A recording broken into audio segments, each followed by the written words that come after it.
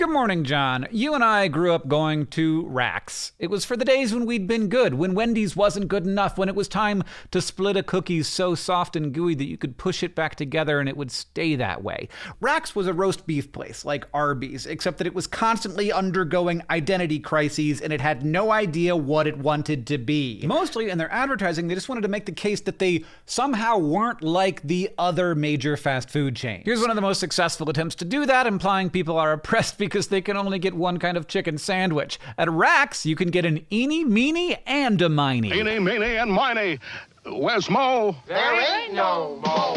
Oh, they tried so hard to make that work. Many of their ads tried excluding demographics to make it more appealing to their core audience, except that they always then pushed back against it. Here's a good example. Rax, it's good for adults and also kids, but only kids who act like they're adults. There are lots of bad Rax ads. There's one where a phone eats a sandwich, which features Yoga Jones from Orange is the New Black. This one with the giant chicken foot. And then there's one where a woman wants a pita pocket with a meatball in it and she explodes.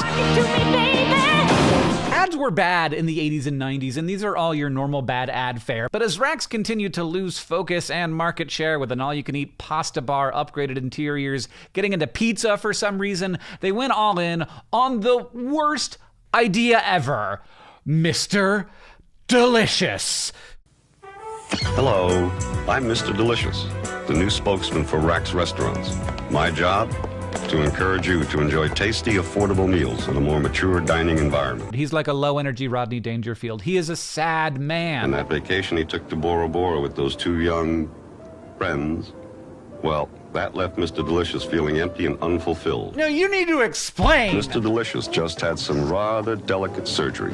If there's no change, he doesn't have to squirm so much to put it back in his pocket. Did we just hear about Mr. Delicious's vasectomy? Because his analyst charges a lot to keep Mr. D's hostility all locked up. Wait, what? And Mr. Delicious always carries this briefcase. Mr. D, what's in the briefcase? And all of this is paired with the worst or possibly best tagline in all of fast food history. Rax, you can eat here. I think there's an element of parody here. Like, you can eat here is definitely a parody of a tagline. Mr. Delicious is a parody of what a spokesperson is. He's not fun, he's not happy, he's not engaging. But they're also trying to do a thing. They're trying to identify with a core audience, but who is that audience? It's fast food for grown-ups, misogynist, unfunny, alcoholic, sad grown-ups who gamble too much and go to psychotherapy? Now, the wonderful thing here is we have a lot of insight into Mr. Delicious because the ad agency and the management of Rax worked together to create a mini documentary about how successful Mr. Delicious was. Mr. Delicious speaks honestly to the kinds of problems and issues that we all face. I mean, does he?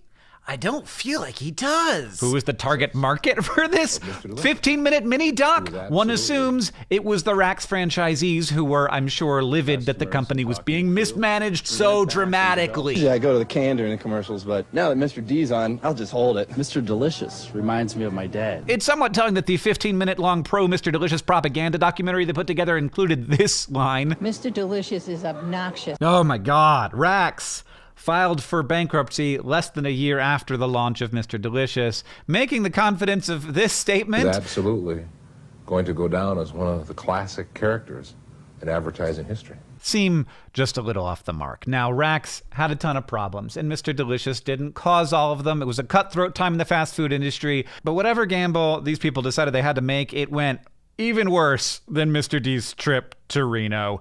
John, I'll see you tomorrow.